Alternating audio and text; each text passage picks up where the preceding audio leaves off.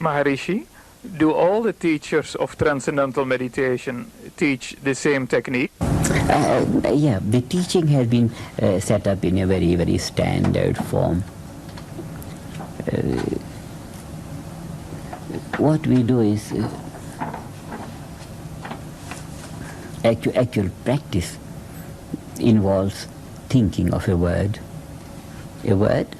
devoid of meaning. We don't know the meaning, we don't try to know the meaning.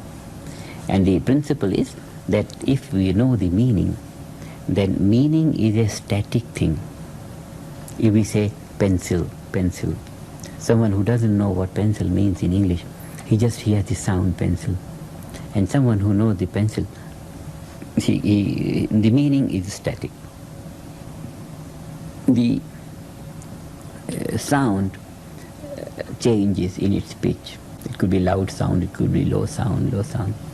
So, and the meaning is the same at every pitch, high or low. So, if the mind is on the meaning, then there is no chance of refining the meaning. If the mind is not on the meaning, then there is a chance of refining the sound. Then there is a chance of experiencing the sound in its finer values, till the finest could be transcended and the awareness would reach that inner wakefulness devoid of any perception. This will be transcendental consciousness. So we take a thought and experience it. And in experiencing the thought, the simple formula is that the thought functions as an impulse, as a motivation for impulse, like that. Then the mind is pulsating. If we don't try to manipulate the thought in any sense, concentrate or hold it on or anything, then the thought will start to be refined, it will sink out, as if the activity starts to die out. Just so, this is what we say, naturally greater activity of the mind reaches its least value in a very, very natural way. Any activity has a tendency to settle down and be quiet. So this natural tendency of the mind to be quiet is all that we use in meditation and nothing else. So in a very innocent manner we think of the thought, and every time we think it becomes finer and finer. We experience its finer states and then it dies out. The mind is left wide awake by itself without any sound to experience. That inner wakefulness is that unbounded awareness, no boundaries. It's like the wave settling down, and it settles down, and it's flat surface of the water throughout the whole range of the lake. This unbounded awareness, where the perception is no longer within boundaries, it is unbounded.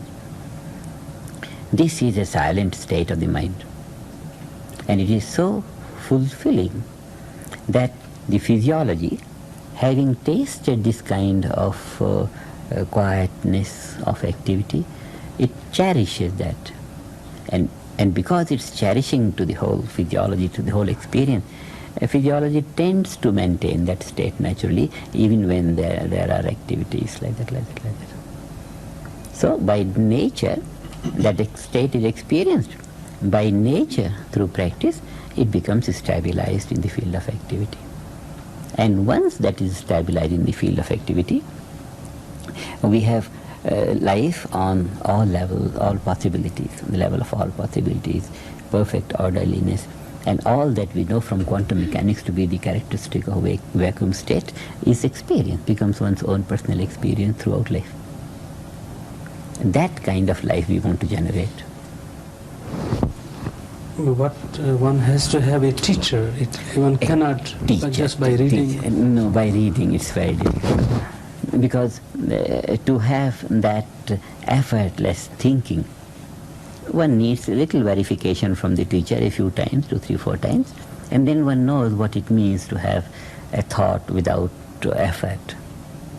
Just that experience. And then in the process of teaching, in the procedure of teaching, we have laid out 3 days of checking.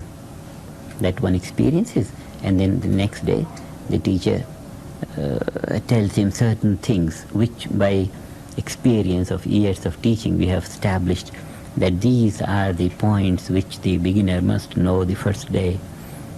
Now the second day experiences, these are the points which the beginner must know as an explanation of his 2 days experience. Experiences are very subtle. In this case, the experiences are fading of the experiences. There's something we experience, we think, the thought. It's the direct experience of a thought. And then it begins to fade and fade and fade and fade and fade. So the disappearing of the experiences, first day, second day, third day, every day it becomes a little clearer what this means, a little bit clearer. In 3 days, the experiences become fairly clear to be able to understand the entire process, and on that basis all the future possibilities. So 3 days of checking is a vital aspect of the beginning of the process. The whole thing is very simple. There's nothing of any complication or anything. Absolute natural process. That is the reason why everyone succeeds in it.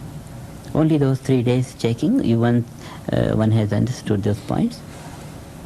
No problem. One more last question. Yeah. There's no relationship between the taught and teacher. In other words, there's no relationship of a type of a guru and chela relationship. It's just like the history professor. he counts the sequences of the years, this happened that year, this happened. It's like a teacher, purely on an instructional basis.